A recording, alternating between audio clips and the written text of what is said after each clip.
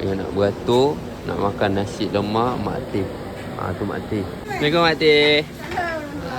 Nak nasi lemak satu.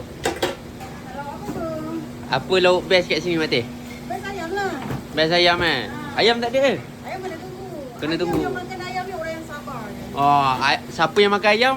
Orang yang sabar. Jadi dia awak tergolong orang yang sabar. Orang yang sabar Kalau macam tu bagi saya baru lah. Tak boleh tahu.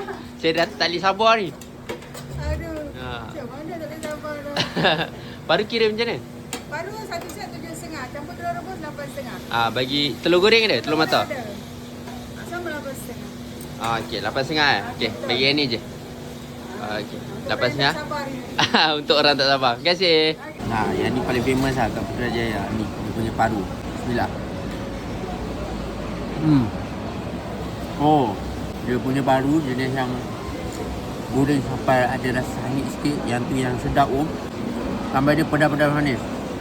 Makan nasi. Ambil sikit. Bismillah. Nasi lemak dia baru rasa nasi lemak. So kalau korang nak, korang kena datang sini. Apa pun kita lantai.